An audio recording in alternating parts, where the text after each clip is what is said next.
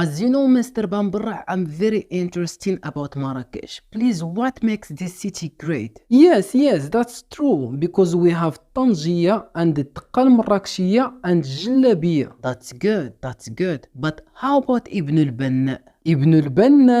Yes, Ibn al-Banna. Ibn al-Banna. إيه ابن البناء يا راس طنجية يا راس الترموسة يا اللي نسى تاريخه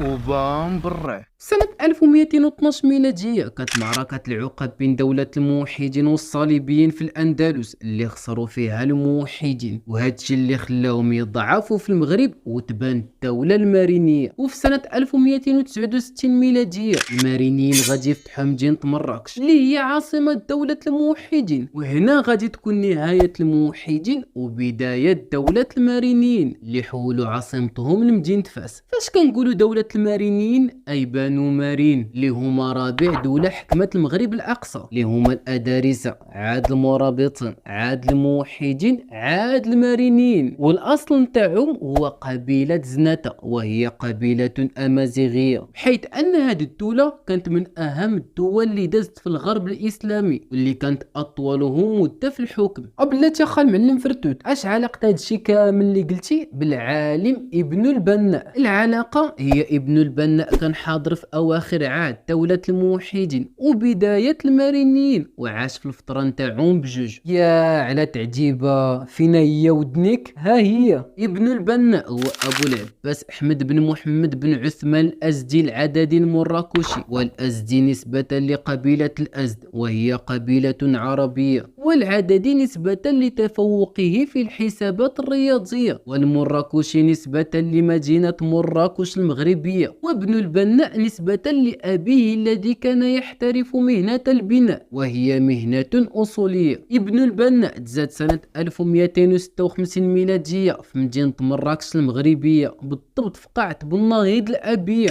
هو المعلم حفظ القرآن واتقن اللغة العربية والحديث والفقه والسنة النبوية والطب والفلك والعلوم الرياضية، وهادشي كله اللي قلت راه غير شوية. المعلم كتب أكثر من 80 مؤلف وكتاب وأشهرهم تلخيص أعمال الحساب، وبقى هذا الكتاب مرجع للدول الغربية والإسلامية حتى لنهاية القرن 16 ميلادية، وترجمات كتبه للغات أجنبية وكان قريب من السلاطين المارينية. واش ما لاحظتش اخا المعلم بوشاشية ان معظم علماء الدولة المغربية في شتى المجالات العلمية أول ما كيبدو به هو القرآن والسنة النبوية، وراه كل شيء على الساس غرس.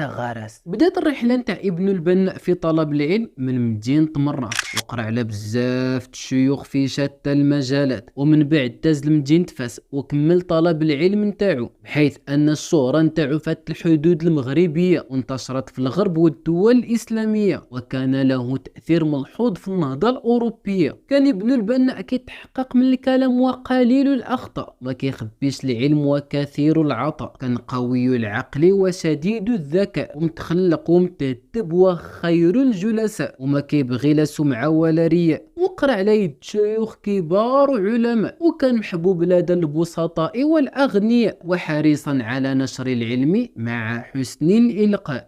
وكيف قالوا الولا، من لم يعد التاريخ في صدره لم يدر حلو العيش من مره، ومن وعى التاريخ في صدره أضاف أعمارا إلى عمره. قال أبو العباس الناصري على ابن البناء الأزدي: كان رحمه الله معروفا باتباع السنة، موسوما بطهارة الاعتقاد، منعوتا بالصلاح. وقال ابن شاطر: كان أبو العباس من أهل العلم متفننا في فنون كثيرة، وكان ينظر في أحكام النجوم مع محافظته على الدين وأخذه في علوم السنة واشتغاله بها، فكان آخذا من الطرفين بالحظ الوافر. وقال أبو جعفر بن صفوان: وصل شيخنا ابن البناء في علم الهيئة والنجوم غاية لم يلحقها أحد من أهل زمانه مع اتصافه بطهارة الاعتقاد واتباع السنة.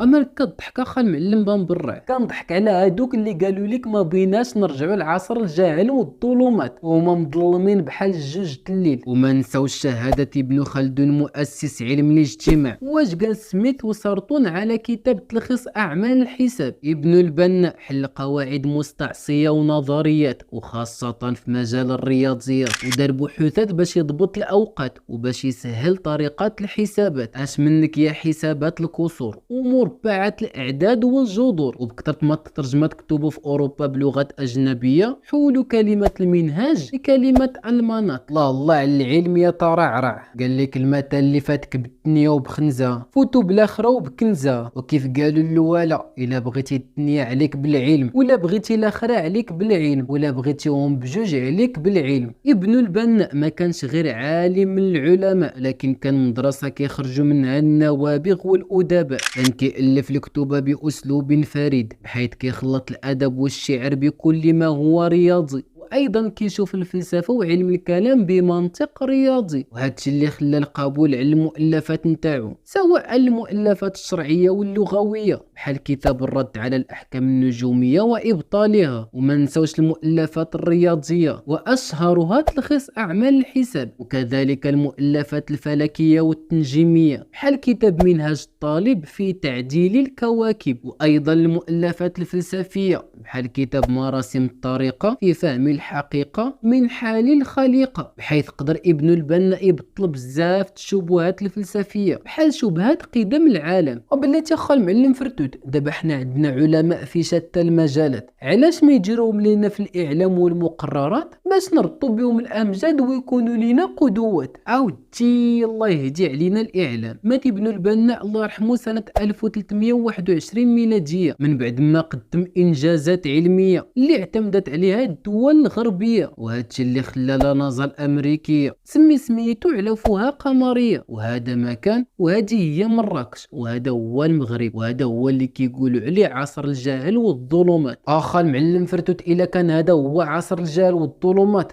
غير طفي داك الضو يلا نتظلموا معاهم.